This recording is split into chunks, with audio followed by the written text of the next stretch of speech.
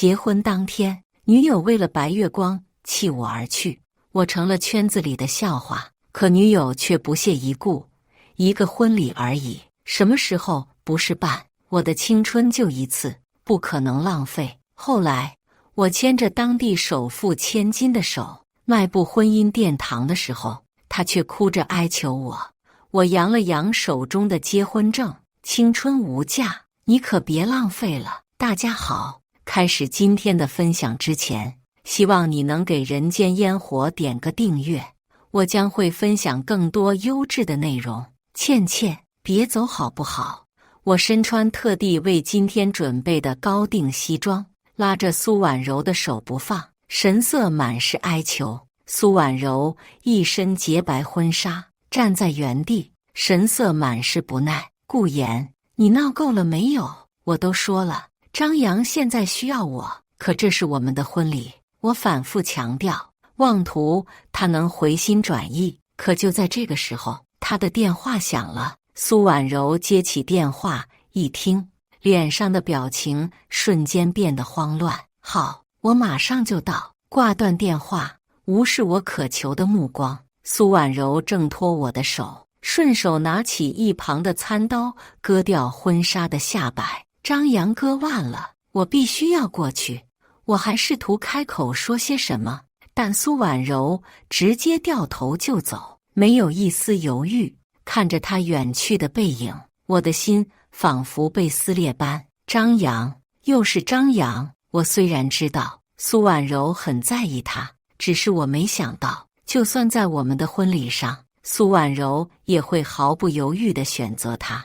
台下的宾客们被这突如其来的变故同样整得摸不着头脑。看着女主角离开，众人开始议论纷纷。我没想到，我精心准备的婚礼竟然就这样轻轻松松被张扬破坏掉，甚至他本人都没露面，只需要一通电话，一个不知真假的消息。我深吸了口气，慢慢放松攥紧的拳头。他赢了。苏家和顾家的联姻虽然算不上万众瞩目，但当地有头有脸的人物几乎都在现场，还有不少记者媒体也都在现场。看着窃窃私语的众人，我很清楚，如果不出意外的话，自己明天将会是整个市区所有人的笑话。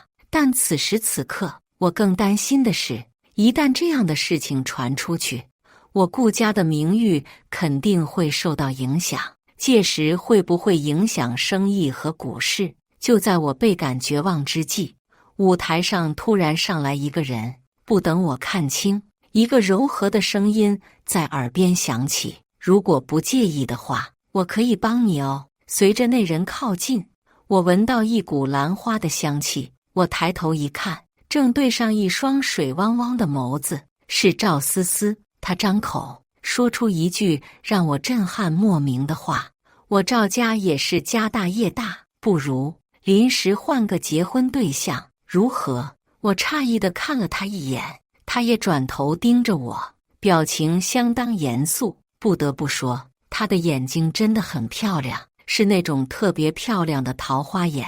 只是从这样的眼睛里，我看不出丝毫他有开玩笑的意思。你认真的？这下轮到我摸不着头脑了。赵思思柔和一笑，拍了拍手，立马就有几名女子上来，快速给她礼服身后拉上长长的裙摆。短短3分钟不到，她身上的衣服赫然变成了一套华丽的婚纱。我更加震惊了，有些感动，又有些不安地开口：你其实没必要做到这种地步的。她并不在意，上前一步，在我耳边吐气如兰：你只需要告诉你是否愿意。他退后半步看着我，眼里满是坚定。也许是苏婉柔的突然离去抱有几分怨气，也许是被眼前的赵思思吸引，鬼使神差的，我竟然答应了这个荒唐的要求。好，赵思思温柔一笑，婚礼照常进行，一切都像我开始安排的那样，只不过就是新娘换了个人而已。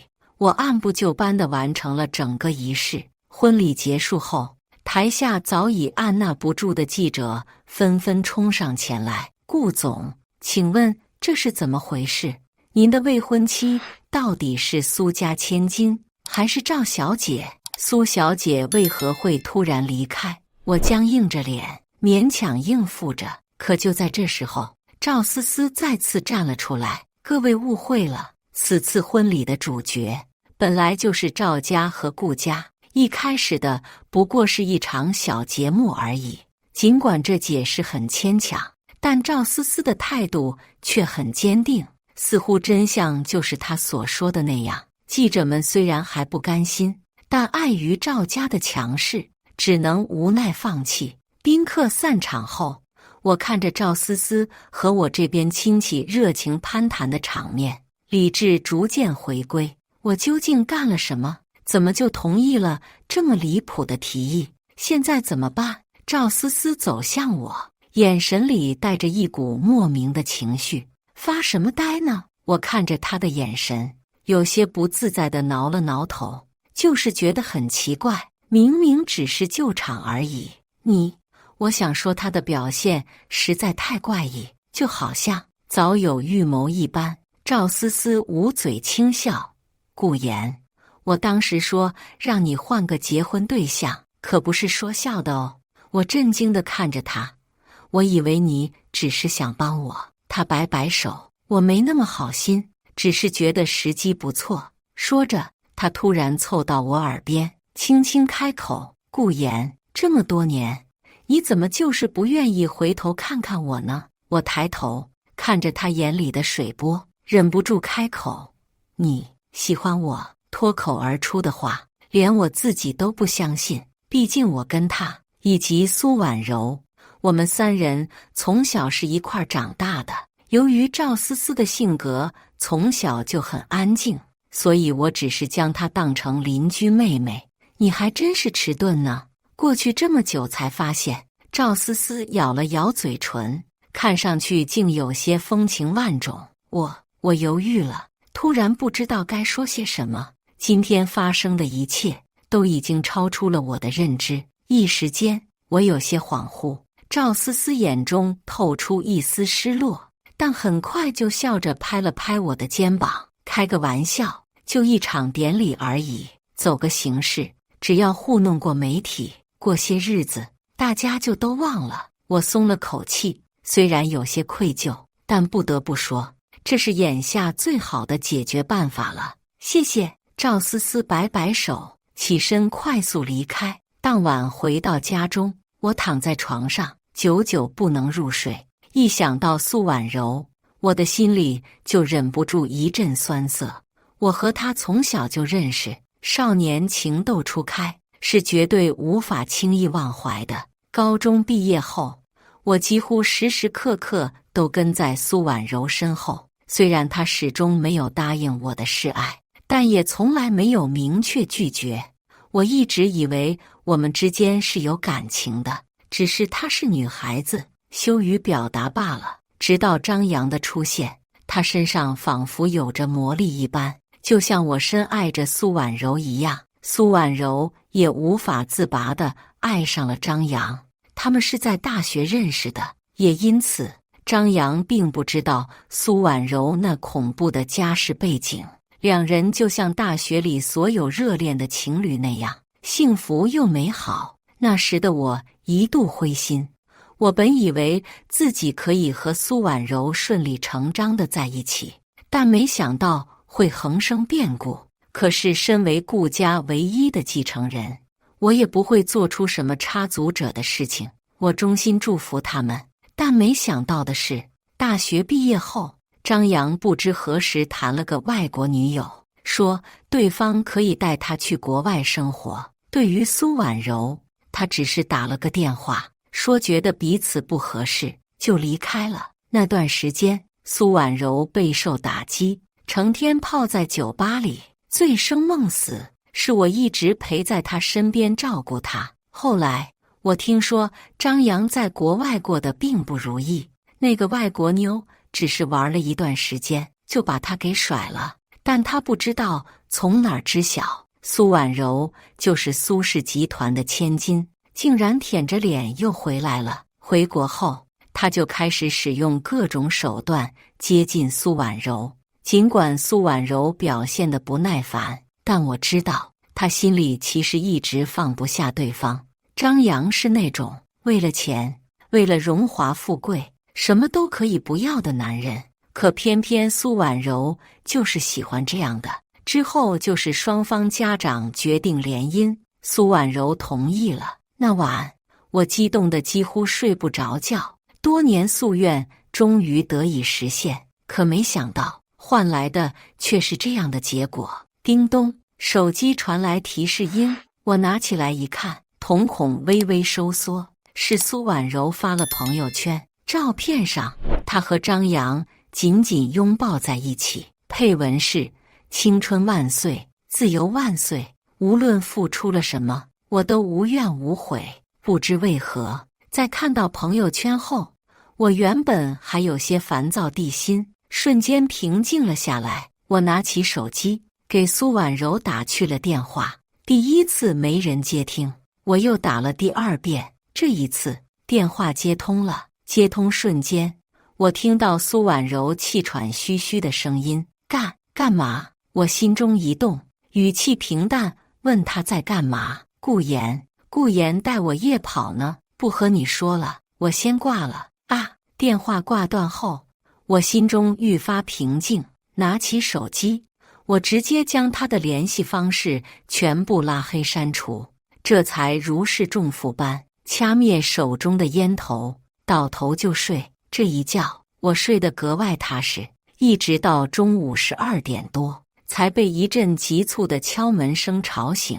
我坐起身，揉了揉有些发懵的脑袋，慢慢悠悠打开房门。外边站着的正是苏婉柔以及她的初恋张扬。一见到我，苏婉柔就满脸愤怒地质问：顾言，你脑子坏掉了吧？为什么把我拉黑，还把门反锁？你在里面偷人吗？一旁的张扬打量着我，眼里满是鄙夷和不屑。我心中冷笑，亏他倒是会反咬一口。我深吸口气，冷冷地开口：苏婉柔，我们分手吧。苏婉柔愣住了，像是听到什么不可思议的话一般，瞪着眼睛，老半天才回过神。顾言，你脑子被驴踢了呀？昨天咱俩才结的婚，今天你要跟我分手，不就是一个婚礼吗？我不激你不就行了？我面无表情地看着这个自己曾经深爱的女人。我再说一遍，我们分手。苏婉柔，婚礼你和你的初恋去办吧，既然他想要自由，那我就放他自由。而且看他这副理所当然的语气，想必还不知道昨天婚礼后续发生的事情，或者说知道了他也不在乎。听完我的话后，苏婉柔又呆滞了几秒，紧接着就爆发了：顾言，你别忘了当初是谁跪在我面前跟我求婚的，现在跟我说分手，你以为你是谁？你说结就结，说不结就不结，你当你是天王老子吗？今天无论如何，你都要给我一个解释，不然……不等他说完，我直接反手把门给关上了。苏婉柔疯了一般拼命踢打着房门，我干脆戴上耳机听起了摇滚。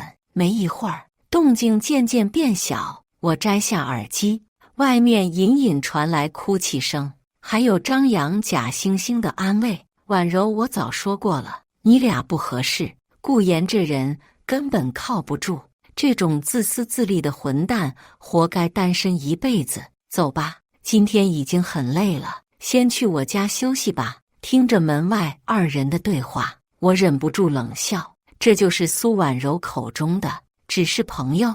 我记得当初她第一次抛下我的时候，是我们订婚那晚，我准备了很丰盛的晚宴，等了一个晚上，直到菜凉透了，苏婉柔才拖着疲惫的身子回家。面对我的质问，她愤怒地说我太小心眼，说她和顾言的感情已经是过去，如今只是纯洁的男女友谊关系。我被对得哑口无言，加上我对他一直以来的偏爱，只能无奈放弃。现在想起了当初的自己实在太蠢了，相信男女之间会有纯友谊，不如相信月亮是方的。我打定主意，哪怕苏婉柔和张扬断绝关系，我也不会再和他有半点关系。出轨这种事，只有0次和无数次。偷尝过腥味的家猫是不会愿意再转头去吃猫粮的。为了防止影响两边生意，我提前跟爸妈打了招呼。爸爸气得直拍桌子，警告我以后找女朋友一定要擦亮眼睛。第二天一早，我接到了赵思思的电话，我看着熟悉的号码，竟然有些无措。我不知道该如何面对她。老实说，更多的可能是感动和感谢。那天如果不是他站出来帮了我，恐怕现在顾家公子在婚礼上惨遭抛弃的新闻早就传遍全世界了吧。但是对于他当时在婚礼上的话语和态度，我又不知道该怎么面对。我定定地看着闪烁的手机屏幕，直到屏幕熄灭，我都没能下定决心。我想，我或许是害怕了吧。我甚至觉得，就这样沉默，等过一段时间，说不定这件事就没有什么关注度了。届时再和赵思思讲清楚吧，我这么想着。可是没过多久，外面响起了敲门声，我有些疑惑，本来以为是苏婉柔又掉头回来了，可一开门就看到了站在外面的赵思思，她的脸上始终挂着甜甜的笑意。见到我之后，眉头微微一挑，为什么不接我电话？语气很俏皮，没有一丝责怪的意思，像是在说一件稀疏平常的事。我没看到。我挠了挠头，有些紧张地编出一个理由。赵思思没有说话，目光从被我紧紧攥着的手机上划过，眉眼中笑意更浓。不请我进去。我急忙让开身子。请进吧。赵思思从容地走进屋内，擦肩而过的时候，又是那股熟悉的兰花香味。我忍不住抽了抽鼻子，很好闻，但很快我就意识到这样有些失态，连忙尴尬地摸了摸鼻子。赵思思似乎没有注意到，自顾自地走到客厅沙发坐下，见我尴尬地站在一旁，她拍拍身旁的沙发，坐呀。我有些犹豫，她眯眼轻笑，不是吧，你居然也会害羞？我尴尬挠头傻笑，她摇了摇头，不逗你了，我这次来是有正事找你的。说着，她从怀里掏出一份文件，看看吧，没什么意见就签署一下。我疑惑地上前拿起桌上的文件，看了眼，顿时瞪大眼睛。男友伪装协议，这什么东西？似乎丝毫不意外我的反应。赵思思翘起二郎腿，双手交叉抱住膝盖，坦然道：我需要你来扮演我的男朋友，或者干脆协议老公也可以。作为回报，我会给你5%赵氏集团的股票。我更加茫然了，脑子里的思绪纷飞。他为什么要做这种吃力不讨好的事情？难道我脑子里不可抑制地出现一些其他的猜想。看到我的表情后，赵思思脸上的笑意更深。别多想哦，我只是需要找一个来应付家里长辈的人，而且和我合作，对顾氏集团也有好处，算是共赢，不是吗？我仔细思考了一下，好像还真是这么一回事儿。昨天我和他才在媒体面前举行了结婚典礼。目前在外界视角，顾家和赵家绝对是捆绑在一起的，这样一来似乎也没什么不妥。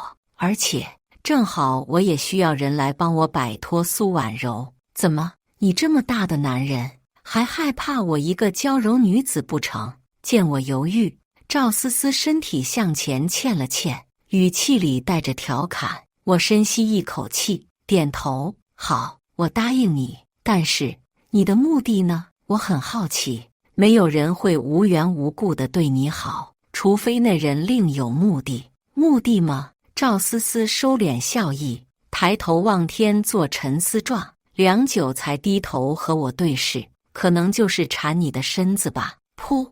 我差点被口水呛到，忍不住白了她一眼。这死丫头还是一如既往不正经。我是想不明白她是如何一本正经说出这么离谱的台词的。我是认真的。赵思思再次强调。我懒得跟她计较，摆了摆手。好好好，我知道了。不等她开口，我拿起协议。她准备得很充分，好像是在签署公司合同般。我放心地签了字。对于这个从小就认识的小伙伴，人品方面我还是很放心的。赵思思拿着协议离开了，我愈发有些看不太懂这位儿时的玩伴。我只知道，消息一旦传开，苏婉柔一定会很生气。不出2天，顾家和赵家同时召开了记者见面会，对外界宣布2家联姻的消息。也就在这个时候，苏婉柔终于反应过来了。就在赵思思来我家做客时，苏婉柔气冲冲地上门了。见到我之后，她立刻就朝我扑过来，眼里满是委屈。顾言，你在干什么？外界传的消息都是骗人的，对不对？我才是你的未婚妻，我承认我不对，不该在婚礼上抛下你，你原谅我好不好？我眉毛一挑，有些惊讶。认识这么多年，他倒是第一次跟我主动低头认错。精致的妆容丝毫掩饰不了他脸上的疲倦，能隐约看见他深深的黑眼圈。看样子昨晚并不是很好过，但这和我又有什么关系呢？我轻轻将他推开，看着他满是期待的双眼，淡淡开口道：我接受你的道歉。真的？苏婉柔惊喜道。当然。我淡然一笑，我们已经没关系了，原不原谅，道不道歉的，其实都不重要。苏婉柔愣住了，眼里很快泛起泪花。你还是不肯原谅我吗？我冷冷地看着他，心里没有丝毫波动。这不正是你想要的自由吗？从今往后，你可以光明正大的和张扬在一起，不必再偷偷摸摸，这样不好吗？苏婉柔的眼眶瞬间红了，不是悲伤，而是愤怒。我都说了，她只是有时候会抑郁，我只是去照顾一下，并没有发生什么。再说了，婚礼什么时候都能办啊，人命关天啊！毕竟，我深深地看了他一眼，嗤笑摇头。我第一次为自己这么多年的喜欢感到不值。苏婉柔，别把别人当傻子。我冷冷开口，对眼前这个女人，我已经不再抱有任何希望。苏婉柔还要争辩。赵思思不知道何时走到了我身旁，伸手挽住我的胳膊。不好意思，苏小姐。面对苏婉柔杀人一般的目光，赵思思丝毫不惧，坦然与其对视。如果你有什么想跟我老公说的话，跟我说也是可以的。毕竟，他顿了顿，嘴角笑意更深。我老公似乎并不怎么想和你纠缠。苏婉柔脸色更加阴沉。谁允许你叫他老公的？你们只是假结婚而已。看来苏婉柔也不算笨，从现场的直播多少分析出，当时赵思思站出来只是为了给我解围。赵思思靠我更紧，像是宣示主权一般。我们婚礼都办了，怎么不算夫妻？不过他笑得放肆，还要多谢谢你。要不是你为了那个小白脸临阵逃跑，我怎么能有机会呢？说到底，还是要谢谢你的成全。苏婉柔被他气得全身颤抖。我在旁强忍笑意，没想到这个一向文静的姑娘说起话来，居然也有这么阴阳怪气的一面，像是被我脸上的笑容刺伤。苏婉柔眸子骤然一缩，死死盯着我。顾言，你来真的？我收敛笑意，看着身旁赵思思以及面前苏婉柔一起投来的目光。是的，我的确跟思思结婚了。苏婉柔脸上的表情瞬间崩溃，有些歇斯底里。你怎么能跟他结婚？我才是你的未婚妻，你忘了我们之间的联姻了吗？他妄图用联姻的事情来压我。我笑了笑，轻轻拍了拍赵思思死死握住我胳膊的手。这妮子远没有表面看上去这么风轻云淡嘛。赵思思看了过来，眼里带着一丝担忧。我递给她一个放心的眼神。既然已经决定放弃，我就绝对不可能回头。约定？什么约定？有婚约吗？我们订婚了吗？苏婉柔刚想说有，但下一秒似乎想到了什么般，生生顿住。我看着她，眼里满是讽刺。我就是这样故意问的，因为我们的订婚。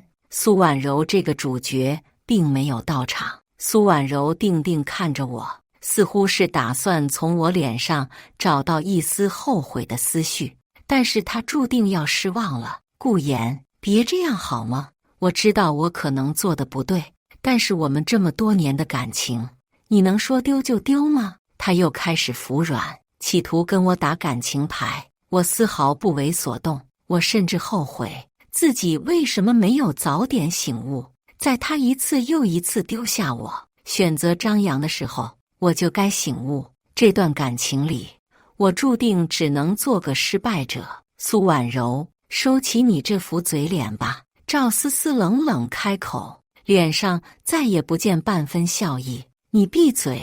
苏婉柔炸了。我和我未婚夫说话，跟你这个第三者没关系。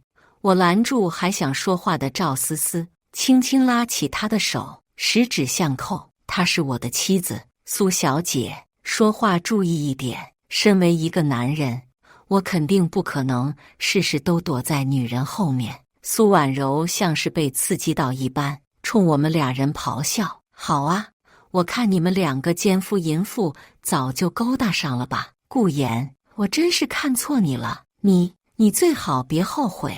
说罢，苏婉柔逃也似的离开了。她知道继续留下来也只是自取其辱罢了，只是她的骄傲不允许自己是那个错误的人。更何况前2天我们本应该结婚了，可现在我却在维护别的女人，这种割裂感她无法接受。见我呆呆地看着苏婉柔离去的方向，赵思思捏了捏我的手掌，有些吃醋道：人都走了还看？我摇头，冲她歉意一笑，对不起，我没想到她会说那些。赵思思毫不在意地摆手，清者自清，她自己做出来的烟杂事情，就看谁都是那样，我才不会在意呢。我点点头，察觉到我的情绪不高。赵思思意味深长地看了我一眼，试探般开口：没关系，我可以理解，毕竟你俩这么多年的感情，一时半会儿放不下也很正常。我苦笑，单方面的喜欢称不上感情，说到底，那么多年的喜欢只不过是我一厢情愿罢了。我已经不在乎了，无论苏婉柔怎么样，都无法影响我的思绪时，我就知道我已经放下了。赵思思松了口气，转身进屋，而后从包里拿出一个精巧的礼物袋。诺，送你的。我打开一看，里面是一个小巧的首饰盒。赵思思笑眯眯地看着我，可已经通红的耳朵出卖了她的内心。我心中一动，女子的脸红胜过世间一切情话，而这一幕不正是我一直以来都期待的吗？看着手中的首饰盒，我突然有些紧张。发什么愣啊？快拆开！赵思思催促道。我呆呆地打开首饰盒，里面赫然是2枚做工精致的钻戒。我傻眼了。赵思思皱了皱鼻子，某些人啊，一天到晚跟个呆子一样，那没办法，本小姐只好受累，多走几步喽。她说着，拿起戒指递给我，快试试，看看合不合适。我看着手上的戒指，有些感慨。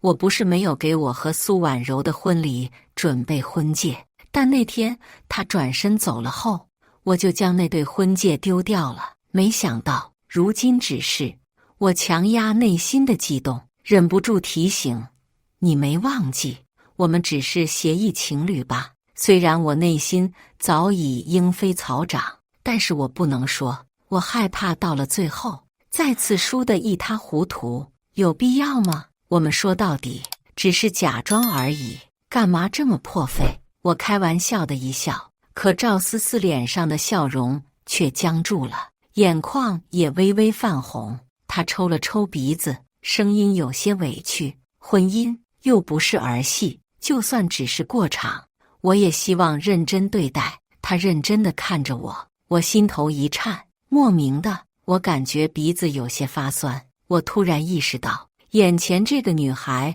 似乎不是在开玩笑，她对我的感情并不是一时心血来潮。尽管当时在婚礼上，她跟我说是在开玩笑，但现在我意识到了，她是认真的。本以为说开后，苏婉柔会认清现实，可我还是低估了她。这天下班，我刚走到门口开门，一个人影闪了出来，是苏婉柔。我看着她，有些无奈：苏小姐，我说的还不够明白吗？苏婉柔就那么死死瞪着我，也不说话。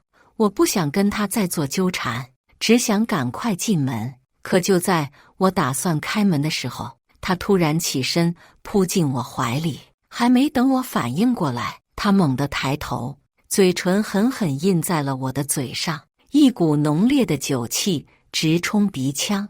我傻眼了，回过神一把将她推开，有些厌恶地擦了擦嘴唇：苏小姐，你也太不自重了，知不知道这种行为只会让人觉得恶心？苏婉柔眼眶通红，死死咬着嘴唇：顾言，你真的不爱我了吗？我已经和张扬说清楚了，我们不会再有瓜葛了，你原谅我好不好？他自顾自地说着，我们可以重新补办婚礼，反正我打听清楚了，你和赵思思还没领证，我们复合好不好？我看着他，心情有些复杂。当初我其实犹豫过，想着只要他跟我道歉，我就可以原谅他，可他没有。现在说出来太迟了，比起感动和回心转意，更多的是冷漠。到了现在，他还是不明白自己错在哪儿了，甚至对我的补偿就是补办一场婚礼。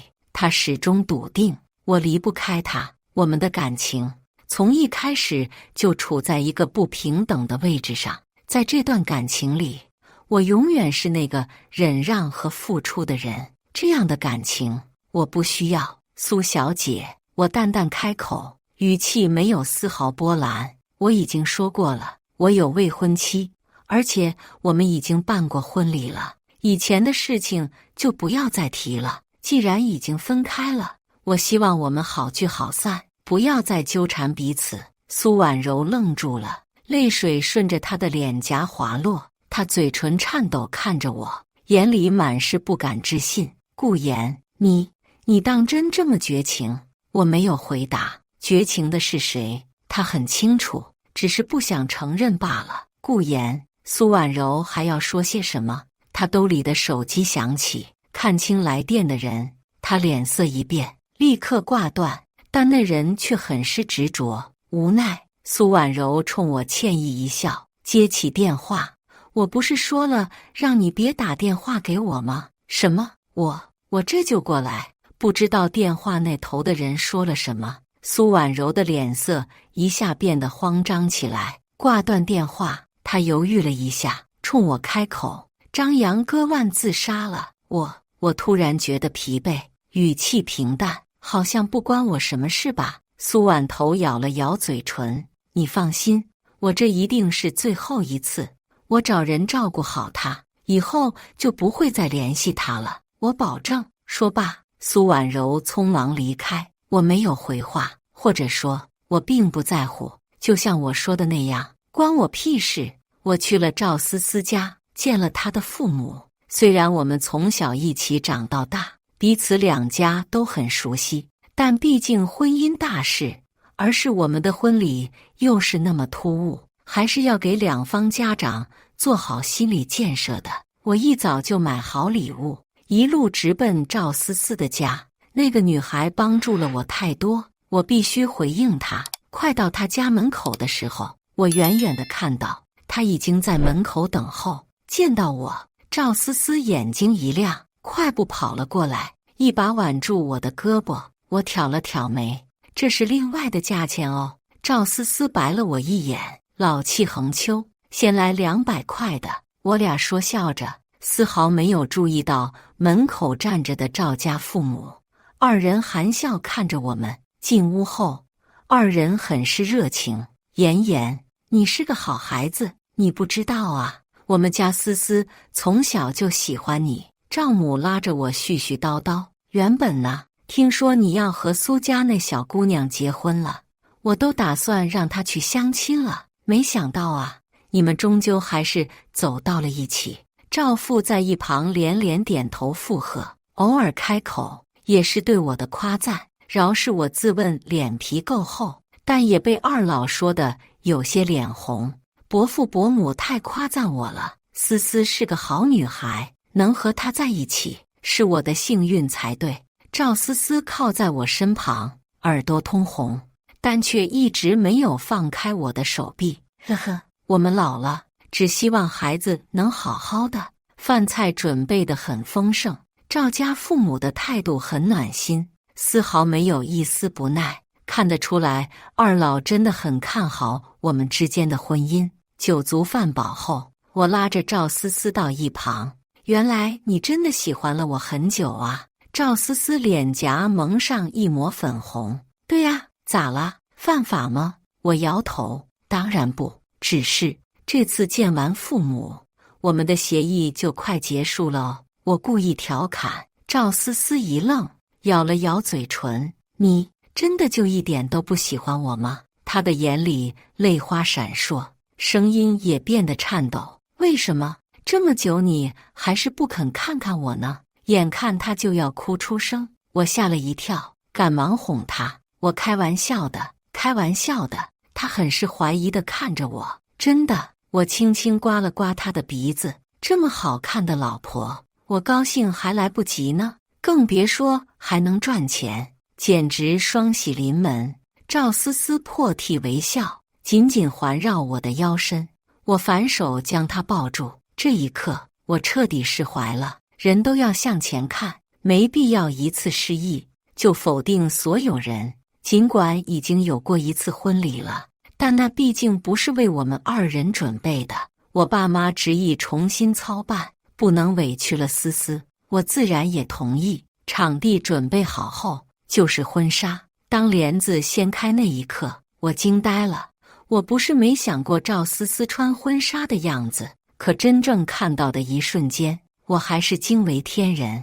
喜欢吗？她眼睛亮亮的，像是会发光一般。喜欢，很喜欢。我用力点头。她莞尔一笑，上前轻轻抱住我，在我耳边轻声呢喃：知道吗？我等这一天已经等了20多年。顾言，我爱你。